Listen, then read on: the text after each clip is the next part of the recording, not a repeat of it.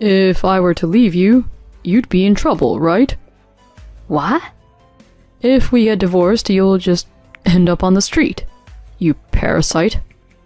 My husband flicks divorce papers in front of me and threatens me as usual. You can't live without me. That's what he thinks.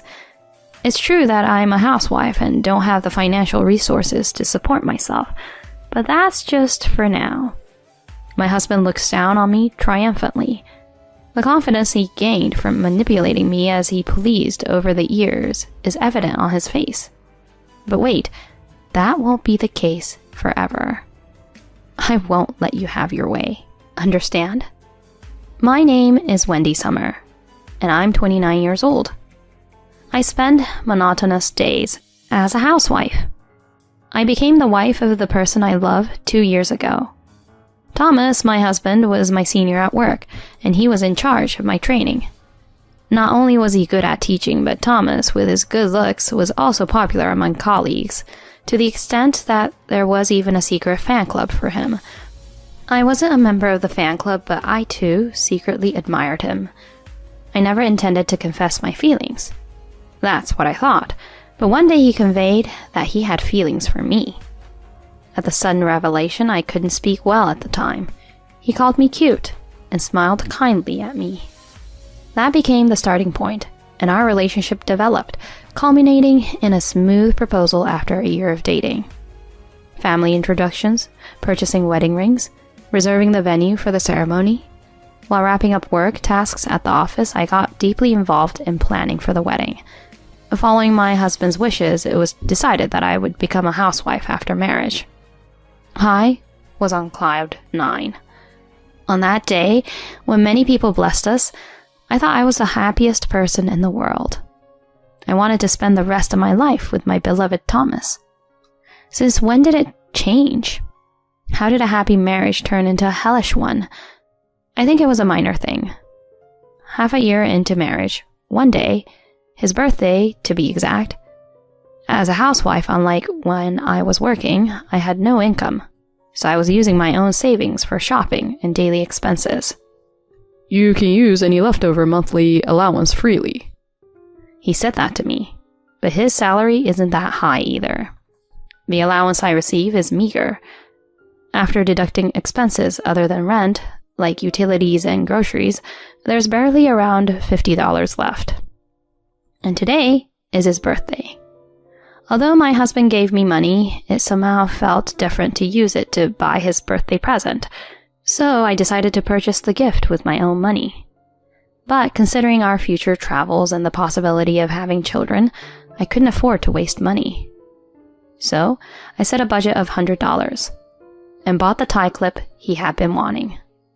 I also prepared homemade cake and dishes, waiting for my husband to come home. He arrives, saying, "I'm home," and I greet him with a smile. "Welcome back. The food and cake are ready." Where did you buy them? To his somewhat indifferent inquiry, I proudly announce, "I didn't buy them. I made them myself. It's my first time, so I'm not sure about the taste." With a bit of embarrassment, I show him the neatly arranged dishes. However, he only glances at them, showing no signs of happiness. He's supposed to be delighted. My expectations were shattered easily.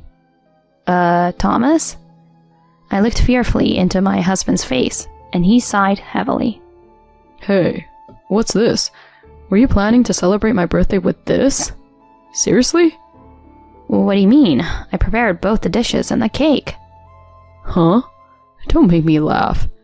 Did you think I'd be happy with these homemade, cheap-looking dishes? Huh? Oh well, I guess I'm being mocked too. For my birthday, I was hoping for gourmet delicacies from a high-end store or a cake from a popular bakery. Or maybe I expected you to take me to a fancy restaurant. Something like that. I'm sorry. The reaction I received was the opposite of what I expected, and my heart started pounding intensely. As if flaunting it in front of me, he reached for my present and roughly tore open the wrapping paper. What's this? A tie clip? Well, Thomas, you mentioned wanting it before, right? Did I say that? I don't remember. Huh? And this place isn't even that expensive. Don't you think it's rude to give me something like this as a gift? My husband tossed the tie clip onto the sofa with a mocking expression on his face. Without touching the prepared food, he headed towards the bathroom. From the dressing room, his humming could be heard. Despite just having said unkind words to his wife, how could he still sing happily? But beyond anger towards my husband, a feeling of profound sadness overwhelmed me. I thought my homemade dishes and the tie clip would surely make my husband happy. If he were the kind person I believed him to be, he would have said, "Thank you for any gift." That's what I thought, but reality was crueler than I had imagined. Thinking back, there were many instances where I felt uneasy since getting married. If there was dust in the room, I was told to clean it thoroughly, and even about my cooking, he said, "The taste doesn't suit me." Despite all this, I have been convincing myself for the past 6 months. I thought that being able to marry the person everyone admired made me a fortunate person. However, it seems that wasn't the case. Maybe my husband doesn't love me.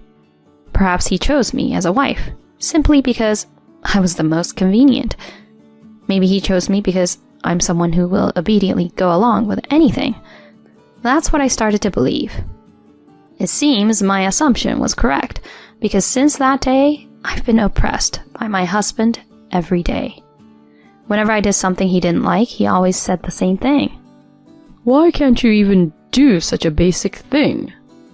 I'm sorry. Don't just think that apologizing is enough, you piece of trash. Is it okay? I'll divorce you. Please, stop.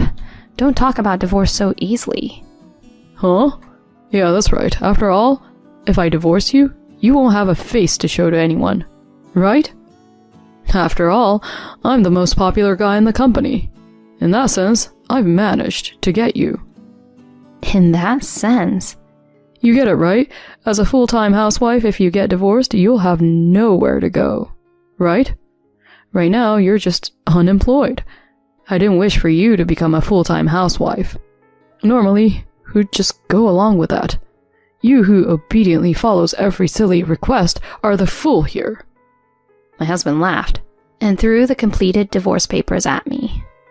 He threatens me with divorce papers at every turn. How many times has he presented these divorce papers now? I could just throw them away, but deep down, I find it hard to discard them, perhaps because a part of me wishes for a divorce. However, the reality is, as much as he threatens, I can't bring myself to initiate a divorce. For the past few months, I've been doing remote work with his permission, but I can only work within the household, so the income and savings are not substantial. Am I doomed to live as his subordinate? Do I have no choice but to continue as a housewife, forever living in fear of him? Faced with such a harsh reality, I found myself giving up on something within me. Then one day, something happened. A client I usually work with remotely contacted me, expressing interest in hiring me as a regular employee. To secure a safety net for the future in case something happens, I decided to negotiate with my husband, against all odds. "Hey, Thomas, there's something I'd like to talk to you about." I cautiously approached my husband, who had just returned home from a drinking party. However, he seemed quite drunk, shouting, "Shut up," as he threw off his suit and collapsed onto the sofa, falling asleep. I sighed and picked up his discarded suit. Then his phone slipped out of his pants pocket. Uh-oh, what's this? The screen showed messages from someone named Rachel. The content was too intimate for mere acquaintances. "Thanks for today, it was so much fun. I want to visit your apartment, Thomas, but your wife is in the way. You'll be breaking up soon, right? I'll be waiting since I'm a good girl." After reading the messages, I performed fingerprint authentication on my husband's phone, careful not to wake him. The lock was quickly released, and I checked the contents. It was filled with evidence of Thomas's affair, from messages with Rachel to photos from their dates. Unbelievable. After acting so high and mighty, he's cheating? I can't forgive this. What does he think of me? I selected the most incriminating evidence and transferred it to my phone. After finishing the tasks, I woke up my husband, who was sleeping on the sofa. Wake up. Hey, wake up. My yelling startled him awake. What is it? He said bluntly, rubbing his eyes. What is it? Won't cut it. Don't you have anything to say to me? Huh? What are you talking about? Don't play dumb. I know that you're cheating. Huh? So that's what this is about? That's not what My husband pulled out the divorce papers as usual and casually waved them in front of me. If I decide to leave, it'll be tough for you, right? What? If we get divorced, you'll just end up on the streets, won't you? You parasite. He threw the divorce papers and they hit my face. That moment, the wave of patience I had barely contained surged like a tsunami. Oh, I can't take it anymore. Living life as this man's puppet is just impossible. Perhaps satisfied with berating me, he again sprawled on the sofa and started snoring. During that time, I packed my belongings and left the house without anyone holding me back. I headed to my parents' place, explaining the situation, and decided to stay there for a while. Upon learning about my husband's true nature, my parents were furious. My father even wanted to confront him and throw a punch, but I stopped him, saying, I have a plan. The next day, I signed the divorce papers handed to me by my husband and submitted them to the municipal office. After it was smoothly accepted, I succinctly summarized the facts and sent a message to my husband.